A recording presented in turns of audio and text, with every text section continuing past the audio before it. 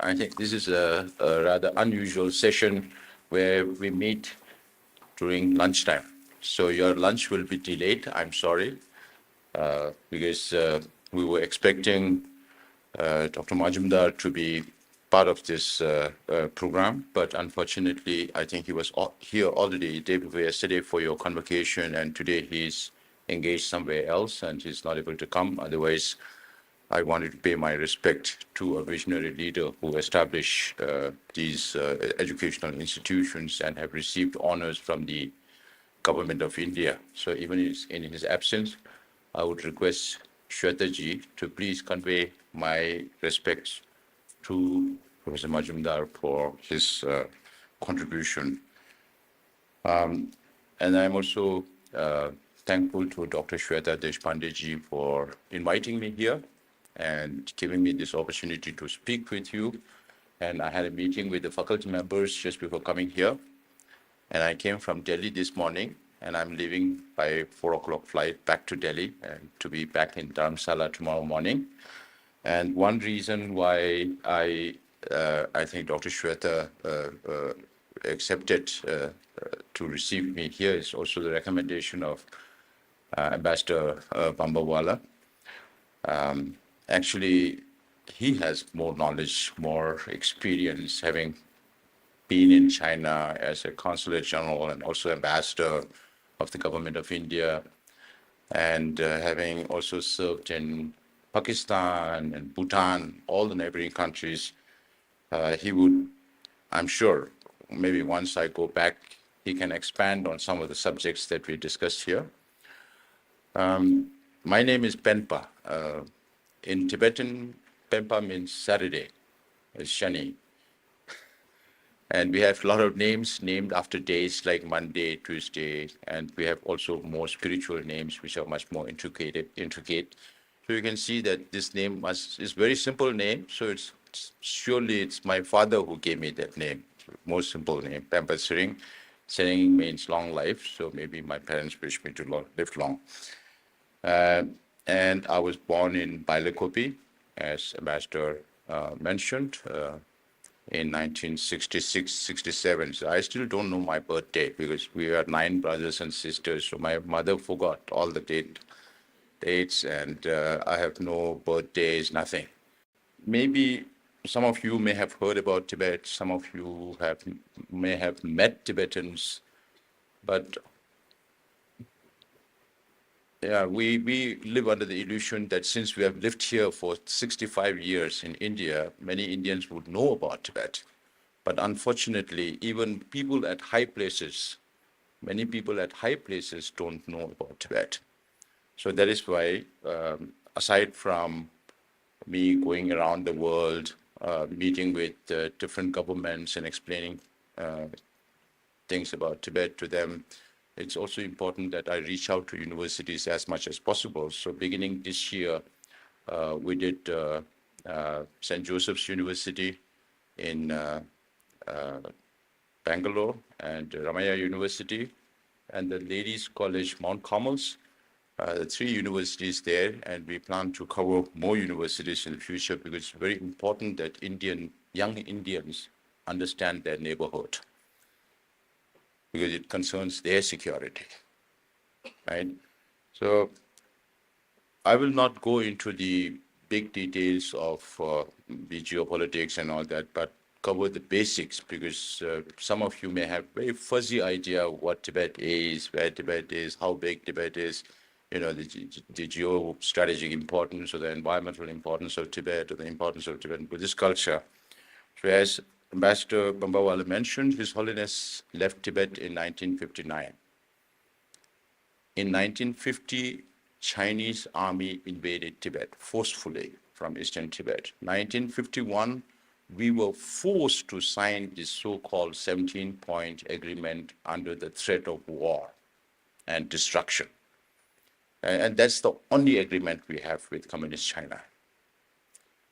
In India, somehow I get this feeling that Indian historians, the people who may have studied a little bit about Tibetan history, like to put Tibet only as Tibet Autonomous Region, which is what Chinese government does.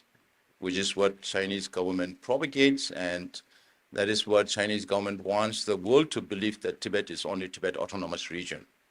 So there are two regions outside the autonomous region where my father comes from, or where His Holiness comes from, is the northeastern Tibet called Amdo, and then half of Kham, the eastern Kham, is in the southeast of Tibet, that are outside the Tibet Autonomous Region. And no sooner after coming into exile, and His Holiness was a visionary. He went to China in 1954-55, and he saw how communist government functioned. Everything looked very disciplined, but nobody had the freedom to speak their mind. Then in 1956-57, His Holiness was in India during the 2500th Buddha Jayanti, and His Holiness even went on pilgrimage to many areas, but also visited the Indian Parliament. It was very few years after Indian independence, but he saw that it was quite chaotic in the Indian Parliament, but everybody had the freedom to speak. And so when we came into exile, not even 1 year after coming into exile, where some 85,000 Tibetans preceded or followed His Holiness, the Dalai Lama, into exile in India, and we, even though our language came from India, our script came from India, we don't understand any Indian languages. Our people were not used to the heat in India because we always lived in the mountains. And we had no skill whatsoever. So because of climatic conditions and dietary problems, many of our people died. And later, they were put up in the foothills of Himalayas in Chamba, Dalhousie, Shimla, Manali, all these places. The only thing we could do was hard labor. So we were put up in the foothills to work on road construction. So if you travel around Dalhousie, Chamba, Manali, you can imagine the Tibetans at one time used to build those roads.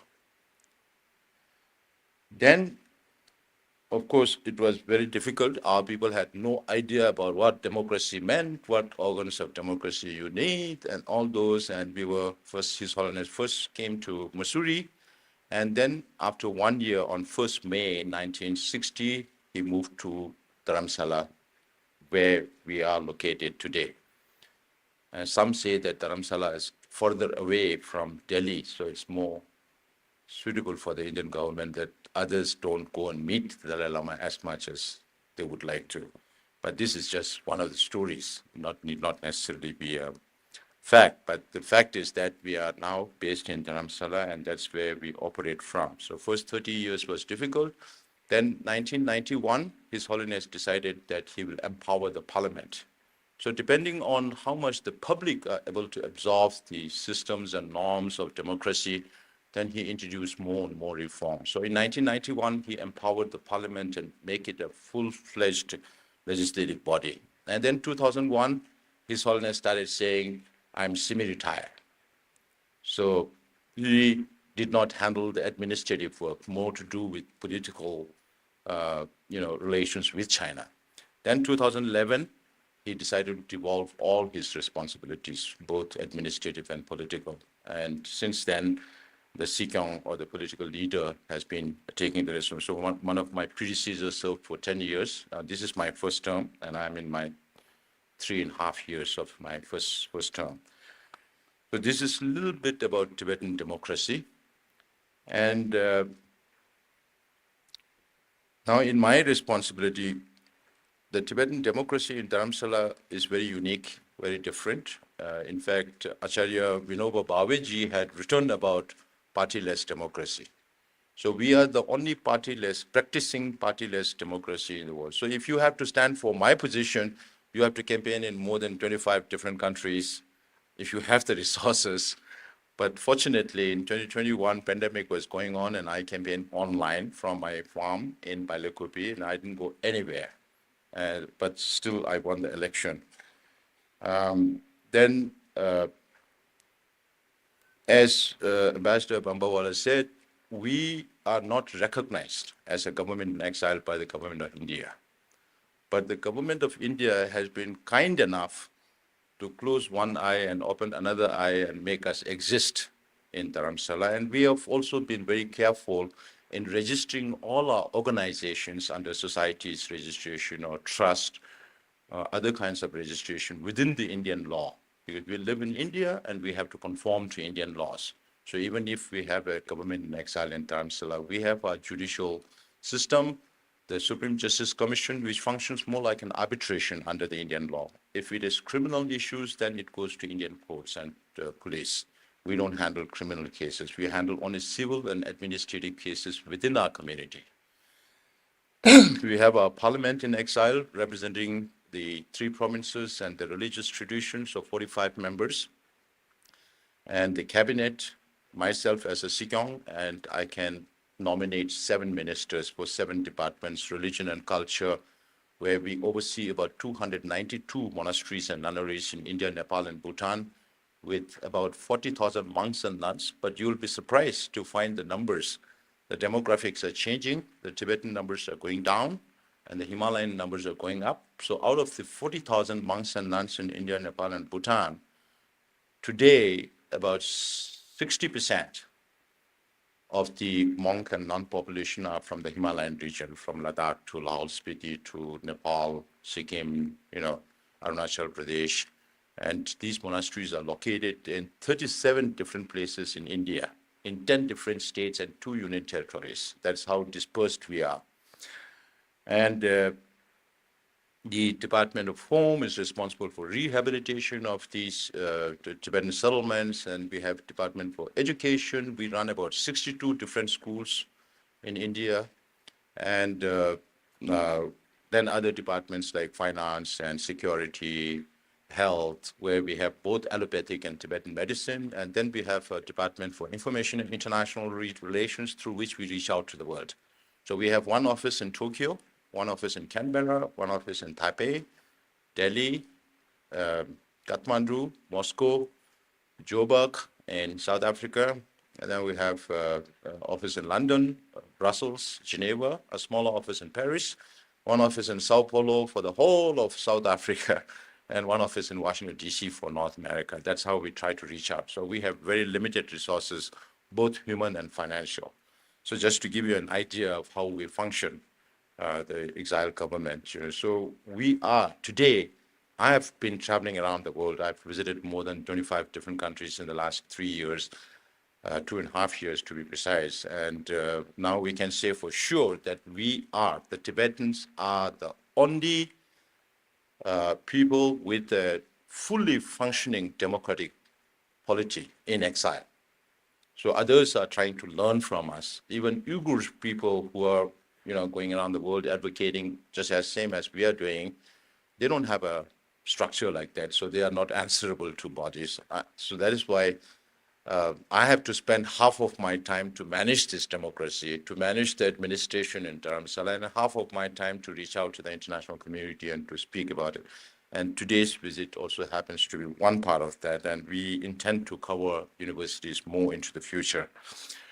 Having given you a rough outline of our exiled existence, we'll focus on the global significance of Tibet. Even for the young Tibetans, I tell them, first, you have to understand the importance of your country. Then only you will have a feeling to work for that cause.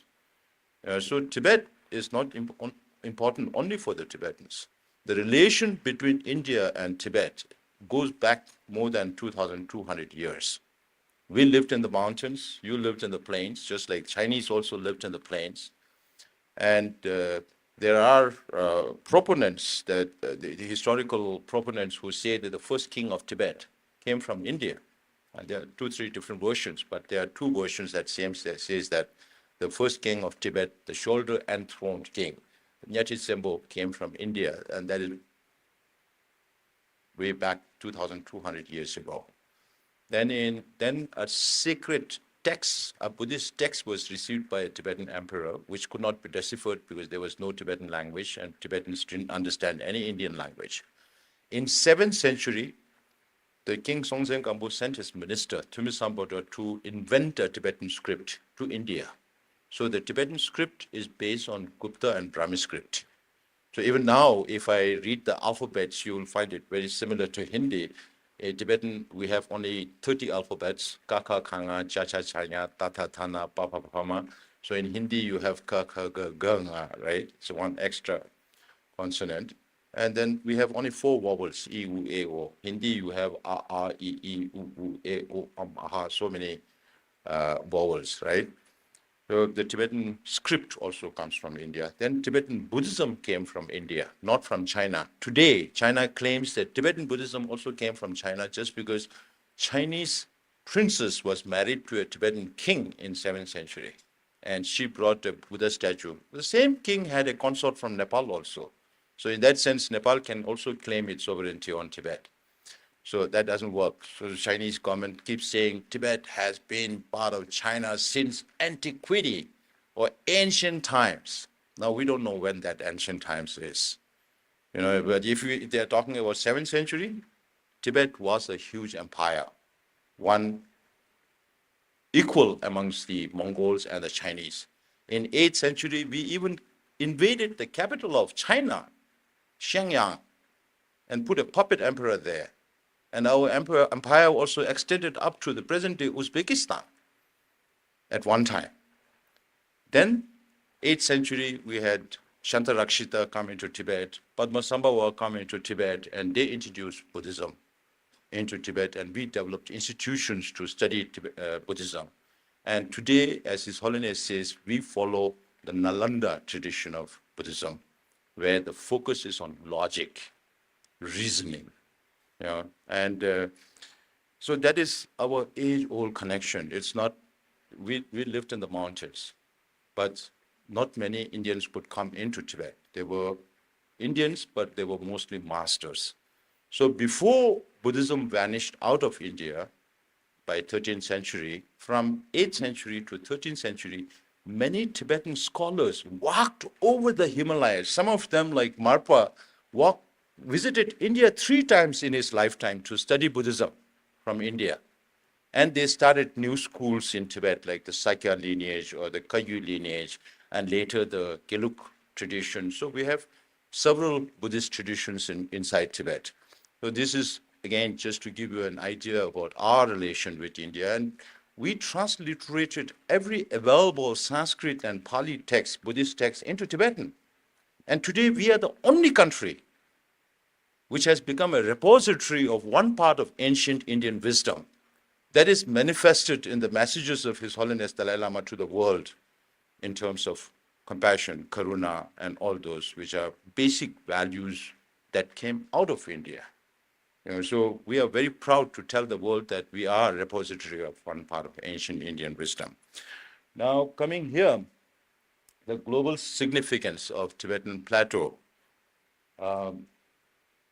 The first is the geostrategic importance of Tibet. Here it's written as geopolitical, but the location of Tibet, right in the middle of Central Asia, and the whole plateau, the plateau is bigger than Tibet. Of course, it extends into Afghanistan, Pakistan, Indian Himalayas, up to Burma. But if you look from the Bay of Bengal, that is how you see Tibet. You don't need natural boundaries to be drawn on that. The geographical location itself. And if you look at another map, you will also see that Tibet emerged out of the tectonic shift between the Eurasian plate and the Indian plate. And if you look at the mountains also, you will see the mountains shaped like that, but because of the pressure of the tectonic shift. So Tibet is very, very high. Right? We call ourselves, our land. In our prayers also, we say, in the Tibetan language, you can see, Khangri Rabe Korbe Shinghamte.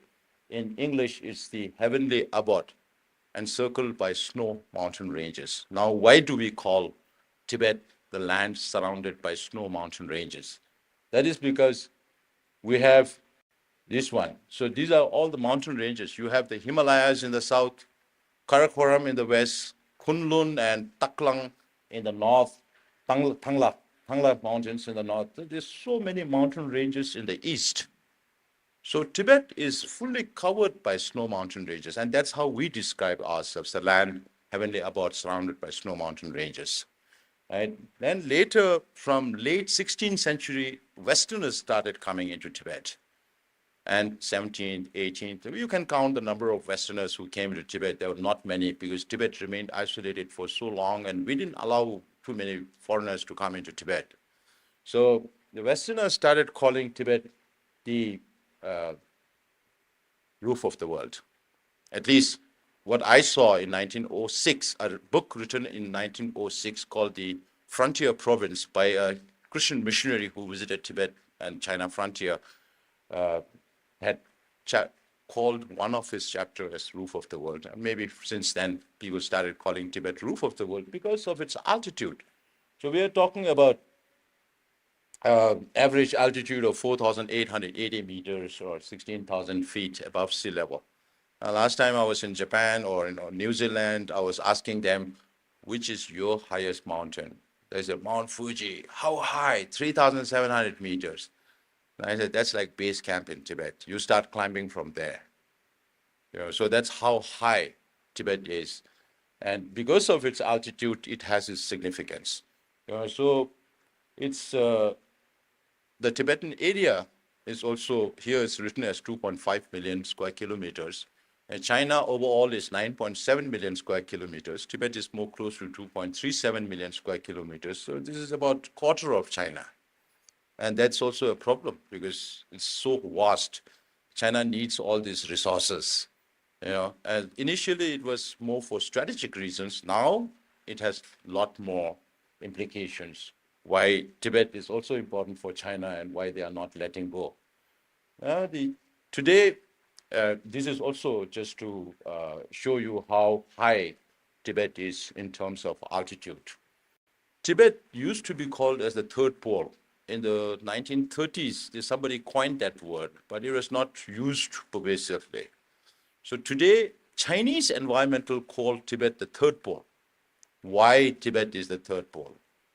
That is because aside from North Pole and South Pole, Tibet has the largest amount of glaciers and permafrost that feeds all these major rivers in Asia. So this is the map of glaciers, and it's melting very fast. The melting of glaciers on North and South Pole are 3 times the global speed, and on Tibet, it's more than 2 times. So it's melting very fast, and it has a lot of implications, not only for Tibet, but for the whole region. And then you have the environmental importance also connected to the rivers that originate from Tibet. So if you look from the east, you have the Yellow River and the Yangtze River that originates from the Tibetan Plateau. If it is not for these 2 rivers, China cannot support its 1.4 billion people. It's because of these 2 rivers, the Yellow that goes from my father's land into China, that serves the northern part of China, and then the Yangtze that goes into southern China, and it's the lifeline of people in southern China. Ambassador had served in Hongzhou also as consulate general, so he's familiar with those territories. And then you have the Mekong. Mekong goes into 5 countries in Southeast Asia. We're talking about Laos, Burma, Cambodia, Thailand, and Vietnam. 5 countries in South Asia. Then there are 2 other rivers, Irrawaddy and Salween, that goes into Burma. Right? And then you have the Brahmaputra. Brahmaputra is this one of the longest rivers in the world. And this place is called the Great Bend, where the Brahmaputra take a U-turn to come into India. And it comes through Arunachal Pradesh, into Assam, and into Bangladesh. Now, the Chinese government is building a dam on this Great Bend, which is twice the size of Three Gorges Dam, which is the biggest in the world. And this dam is supposed to produce 3 times the electricity that Three Gorges produces. Now you will have to understand the implications of such a big dam on bordering India. Because the whole place is seismic zone. You have very serious earthquakes. In 1905, the whole of Himalaya shook. Young Husband's building was destroyed in Dharamsala. So this area is very prone to earthquakes, and if something happens to that size of a dam, then what will happen to people downstream in Arunachal Pradesh, in Assam, in Bangladesh?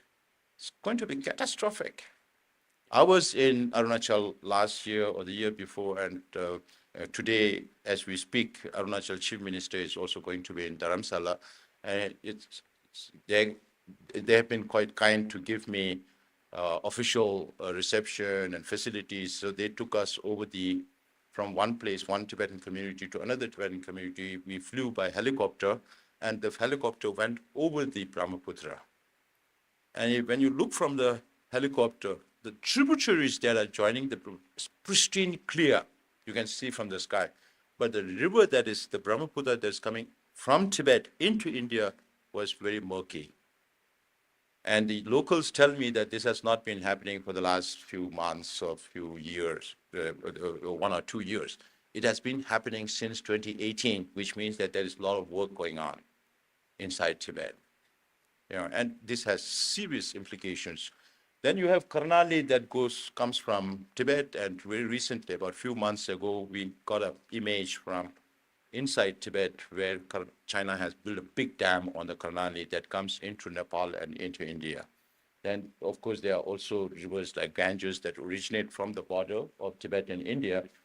And then you have the Indus that flows from Tibet into India and then into Pakistan. So Indus Valley civilization was cradled there, just like the Chinese civilization also was cradled on the Yellow River. So the rivers that originate from Tibet is cradle to two oldest civilizations in this world, right? So if we go back now to the political significance, Tibet has been a buffer between China and India for millennia before communists invaded China. So when we speak about the political or the geostrategic importance of Tibet, then we speak about the Tibetan history also. Just to give you a very brief idea, I covered the 7th century, then from 8th to 13th century, we Tibet disintegrated. There was not one single power who could rule the whole of Tibet. And then 13th century, there was also the very small, not so well-known fact that Bakhtiyar Khilji also tried to invade Tibet from India, from Kuch Bihar. In 1206, he sent 10,000 people into Tibet army. Only 100 returned back. So even when Tibet was disintegrated, Tibet had the capacity to defend themselves. And that is the beginning of 13th century, when Genghis Khan was becoming a major power in Central Asia.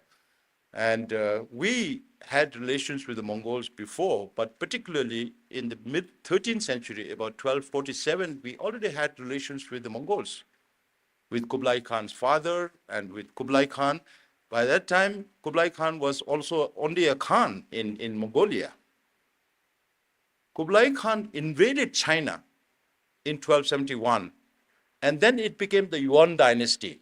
So for Chinese historians, Yuan is only between 1271 and 1368, when the Kublai Khan and his successors ruled China. But the Mongols were there even before that. Mongols were there even after that. And then Mongols were overthrown by the Mings in China, who ruled China from 1368 to 1644. Parallelly, we had 3 dynasties in Tibet. First, the Sakyapas, then the Phamodrupas, then the Rinpoches, and the 4th one is Devachangpa from 1271 to 1642. Right? So those things were going on, contemporary politics, comparative politics. If you look at, maybe I'll have some, maybe next time we can put those dates, So Tibet was ruled by the Tibetans. Mongols ruled China. Mongols were overthrown by the Chinese. The Mings are real Chinese. There are a lot of academic discourses as to who is the real Chinese. Are only the Han Chinese, or Mongols also Chinese? If Mongols are also Chinese, then Chinese government today can claim half of the world. That is how much Genghis Khan conquered, or his sons and the successors. So that is the history part where we are talking about. But Tibetans never had too much war with India. There was some incidents in Kannauj at one time, and then the Bakhtiyar Khilji incident, and the Dogra War. The Zorovar Singh was killed by the Tibetans, but he was also very well respected for his valiant some war with Nepal, 2 wars, because of which the Manchus came in. So the Manchus came in to Tibet only in 1720, but the Manchus overthrew the Mings, and they ruled China from 1644 to 1911. But you see the difference. When the fifth Dalai Lama took over Tibet, it was 1642, 2 years before the Manchus, ruled China.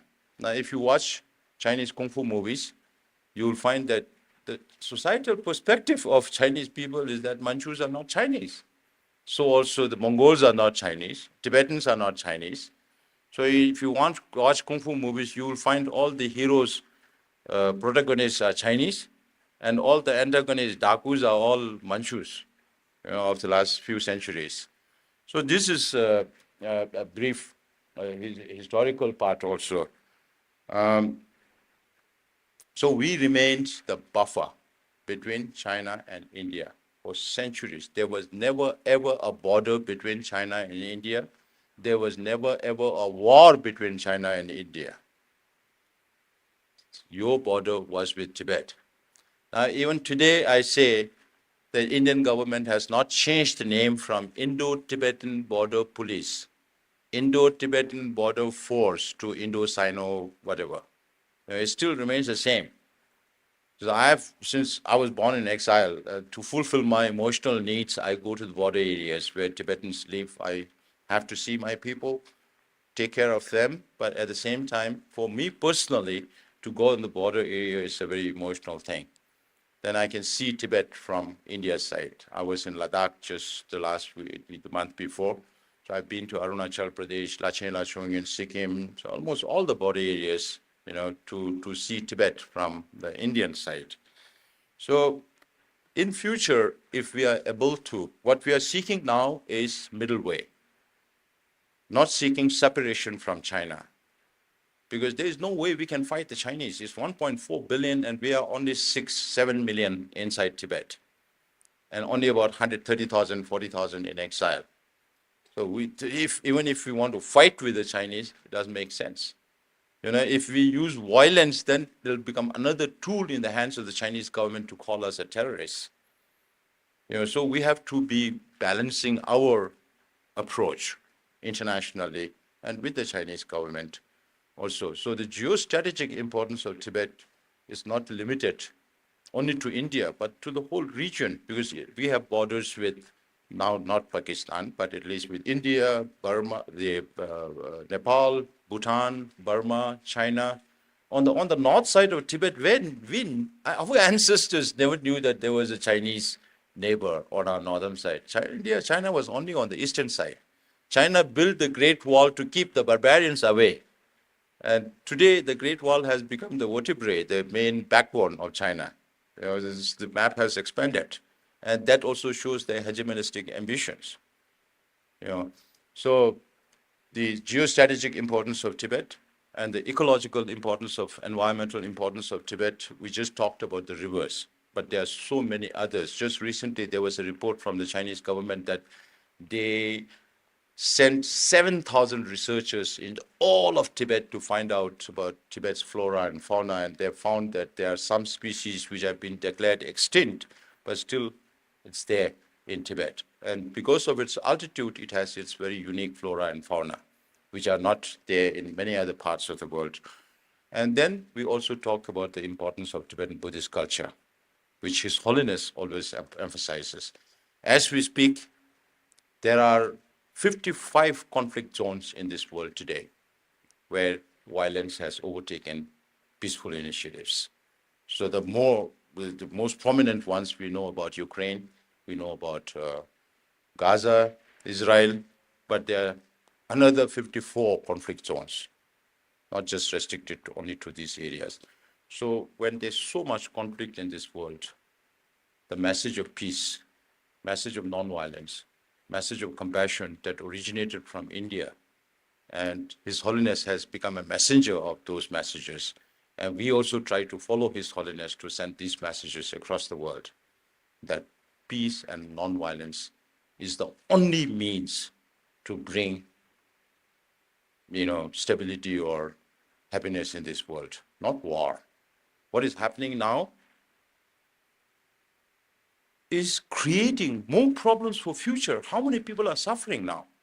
And they've witnessed all this violence by themselves, and all these violence will also keep, their mind going on to take revenge in future.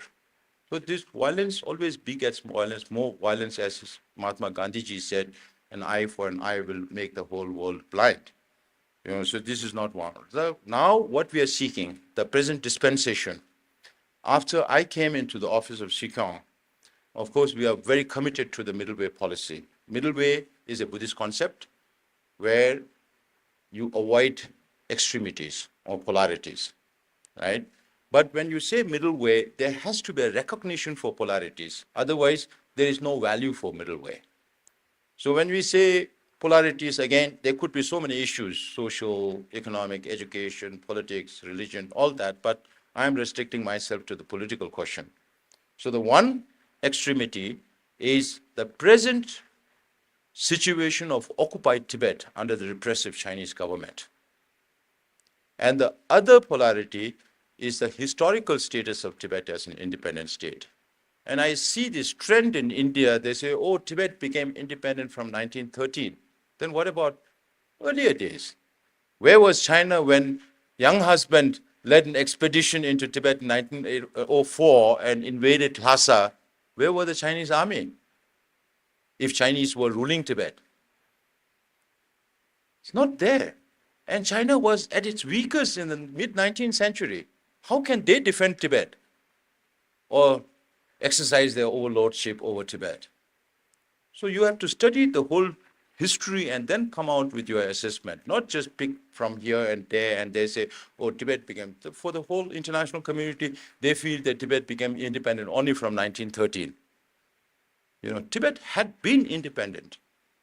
Like India, you had Mughal invasion, you had so many invasions. With neighbors, you always have trouble some way or the other at some point of time.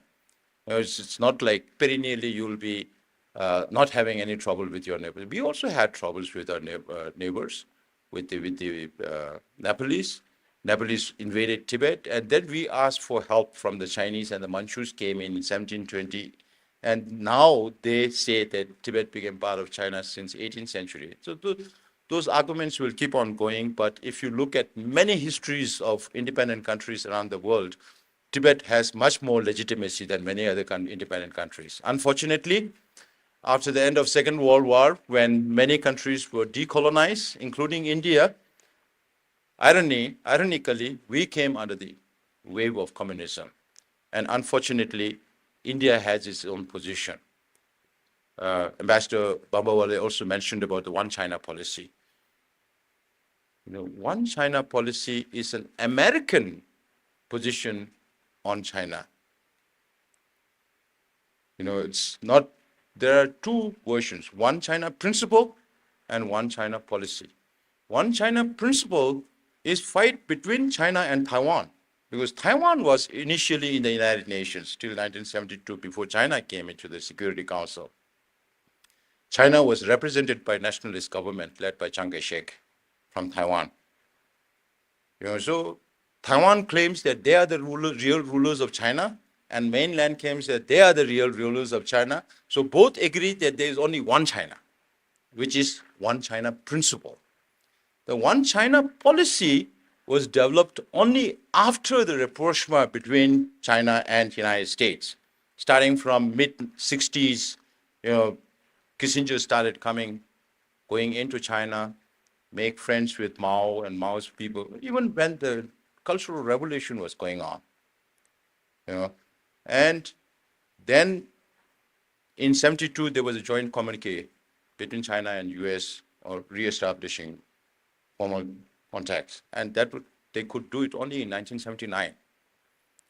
So the 1979, the establishment of formal relations between China and the United States talks about the One China policy. So even today, America's policy on China or Taiwan is called strategic ambiguity. There is no clarity. So you have to look at every word in international politics. Every word makes a difference in how you interpret that position.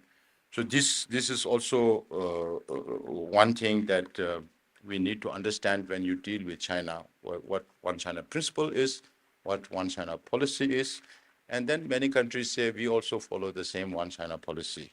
So, of course, there are a lot, it's very complicated history. Students who are studying history will have much better idea. And students who study international relations will also have to go through all these details of international. And then just recently, Ambassador Dalip Sinha ji had also written a book on Tibet called The Imperial Games in China. And just like Ambassador Bambawale, when they retire, they speak more about Tibet. And we have our old friend, also a former Foreign Secretary, Nirupama Rao, who had written a book called Fractured Himalayas. So all these are coming after they retire, but it's good for us to educate about Tibet and Tibet's situation as to how all these situations evolved over the years. And before I close, because we have to have interactive sessions, so before I close, Ambassador Babawala asked me also to touch upon His Holiness. His Holiness is now 89 years old, and he's going to be 90 by July 6 next year. And he spent all his life reaching out to the international community, spreading the messages of peace and nonviolence. And he also says that I'm son of Indian soil. I'm a messenger of India. So you have a very good messenger in a Tibetan. Of course, we like to look at the bright side of things. We lost our country. Very sad. But the world gained the Dalai Lama. If we had not lost our country, His Holiness would still be staying somewhere in Potala or Nobulinga, and he will not be exposed to the world, and the world will not gain the wisdom that originated from India. So at this age, he underwent knee surgery on the right knee. Otherwise, he's okay. A little bit the hearing on the left, but otherwise he's fine. And he just came back from the United States after the surgery, and he's in Dharamsala. And now, wherever I go, starting from BBC Hard Talk last year, they keep asking me this question about His Holiness reincarnation. And His Holiness keeps reassuring us that he will live for another 2 decades and more, and that he'll live up to 113 years of age, because there are provisions pre-signed that this Dalai Lama will live very long. And he himself is committed to living long. But I get asked this question as to reincarnation, so it's a very awkward position for me to be reminding His Holiness about his reincarnation and his passing away when he intends to live for very long. But nevertheless, this is a question that keeps cropping up, and it's natural because we are all humans. His Holiness is 89, and even though we believe that he will live for another 2-3 decades, other people think that there is a limit to life. So this is one area that China is also very, very serious. They are more serious. They don't care about the living 14th Dalai Lama, but they care more about the yet to come 15th Dalai Lama, because they know that they can politicize this, and if they can control the reincarnation of the Dalai Lama, they can control the Tibetan people. Now, in terms of His Holiness, the process of selection of reincarnation, because right now everything is very, it's all open. I think Ambassador Bambawala also referred to that. His Holiness, when he's asked whether the next Dalai Lama would be a woman, he says, why not? Could be a woman. And sometimes His Holiness says, I could be the last Dalai Lama. And sometimes, of course, people say it could be an emanation. Emanation is appointing somebody before your own passing away. And then you also talk about reincarnation, right? So right now, there is no decision. The only document that is available on His Holiness reincarnation is the September 2011 document, which states that when His Holiness reaches the age of 90, then he will consult the other High Lamas. So that is another 9-10 months from now. So we have to wait for that. But even at 90, if His Holiness feels very good, he might say, right, this is not the right time. I was in Thailand once, and I was reading a local newspaper when President Trump was the President of the United States. One thing that China cannot handle is unpredictability. That is why they never could handle Trump. So when I visited Thailand, I read a local newspaper where it says the Chinese business people are going to oracles to find out what Trump is going to decide next. So in the case of His Holiness reincarnation also, I think may not necessarily be deliberate, but when I was speaking to one of the senior US official, the official told me, you don't seem to have a process in place. I said, that's your perspective. Some of our Indian friends who understand China, some of us among the Tibetan community, think that the decision that His Holiness has taken is very wise. Because if His Holiness takes a decision now, then China will use all its influence. Just before coming here, we were talking about, as we speak, a whole lots of some leaders from some 25 African countries are in Beijing right now. So that is also happening. So the process of the selection of the Chinese government passed a law as early as 2007 called Order Number 5, where the Chinese state will be responsible for recognizing what they call as living Buddhas, and we call it the reincarnated lamas. So the government who does not believe in any religion wants to be responsible for recognition of reincarnated lamas. That's blasphemous, right? So they're going to that extent, and they're spending a lot of time and money. When Nancy Pelosi went to China in 2015, one of the things that keeps coming back is His Holiness reincarnation. And that's how much bothered they are. And that's how they are so afraid of one simple monk, the Dalai Lama. And now what we can do as Central Tibetan administration is that who was concerned about His Holiness reincarnation? First, it's the Tibetan community inside and outside Tibet. So what we are trying to do is to get every Tibetan monastery or a community to pass statements and resolutions on the continuation of the institution of the Dalai Lama, and also for His Holiness to decide on his reincarnation. Nobody else can. So this is one thing we are doing internal. Then we'll extend it to the larger Tibetan Buddhist community, because Tibetan Buddhist followers are in Kalmykia, Buryat, Tuva, in the whole of Mongolia, and then the Himalayas. And now there are so many other disciples of His Holiness. So this would be one area that we would be working on. And we'll also come out with a publication as to who has come out with what statements and resolutions. That would be tantamount to collecting evidence in support of the Tibetan position, right? And I have also reached out, when I travel around, I've reached out to the president of the Buddhist community in the UK, in Belgium, in Denmark, not Denmark, sorry, in Holland, in France, in Italy. So these bodies are also important for them to pass resolutions. So the Japanese Buddhist Association have passed a resolution, Indian Buddhist Association have passed a resolution to that effect. And then going beyond that, then we have to reach out to governments. So the United States government has passed, the only government that has passed a law on Tibet called the U.S. Tibet Policy of 2002. Now that has been amended to U.S. Tibet Support and Policy Act of 2020, which includes the element of His Holiness reincarnation. Right. So protocol-wise, of course, CTA will be responsible. We are already preparing a draft, and whoever succeeds me till that time of eventuality, this will be updated and upgraded depending on this change in circumstances.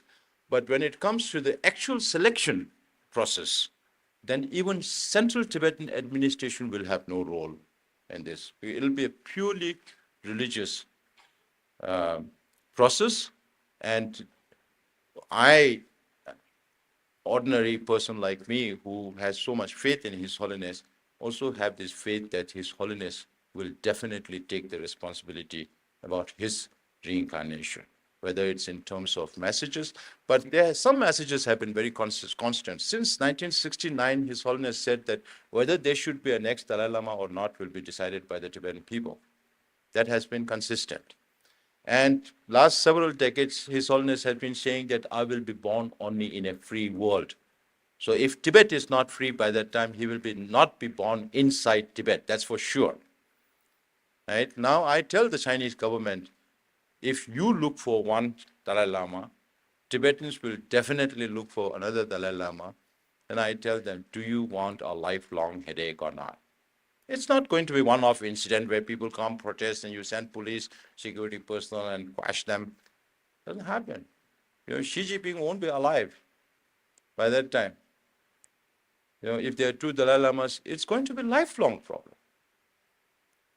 So I also tell them, have you not learned enough lesson from the Panchen Lama saga? Because the 6-year-old boy recognized by His Holiness the Dalai Lama in 1995, soon after His Holiness recognized it, they took him and his family and teachers and everything. We still don't know whether he's alive or not. The Chinese government is so opaque. Somebody was saying, if you call me a China expert, I will not accept that because they cannot be a China expert because China is so opaque. But if you say you are a China watcher, it's fine. But they cannot be experts on China because the system is so opaque. So this is which I hope I've made this a little bit clear. Of course, there are a lot of things we can talk about. Then. So now when I reach out to governments, I tell them, if you keep repeating the statement that Tibet is part of PRC, then you are going against international law. Because whether it's happening to Ukraine today or happened to Tibet 74 years ago, it was the same international law. The only thing was the interests of the nations were different at that time, right? And the second thing I tell them is, on the one hand, you keep saying we support Tibet. On the one hand, they keep repeating like a parrot what the Chinese government wants them to say, that Tibet is part of China. And on the other hand, they say, oh, we support negotiation between the representative of His Holiness Dalai Lama and the Chinese government. Then I tell them, you yourself are contradicting yourself because you are removing the very ground for negotiation. When you already say that Tibet is part of China, then where is the reason for China to come and talk to us? And the third thing we tell them is that, why do you think Chinese government is asking every government to say Tibet is part of China? Why not Mongolia? Why not the Uyghurs? Why not the Manchus? Why only Tibet? That is because the Chinese government knows that they have no legitimacy of their rule in Tibet. And they are trying to seek that legitimacy from the international community. Even today, when I say something, and the Chinese Foreign Ministry says something, they always say the Tibetan government in exile is not recognized by any government in this world. That is why we have been working. We changed our strategy to be committed to the middle way, but at the same time, we are seeking recognition for the polarities.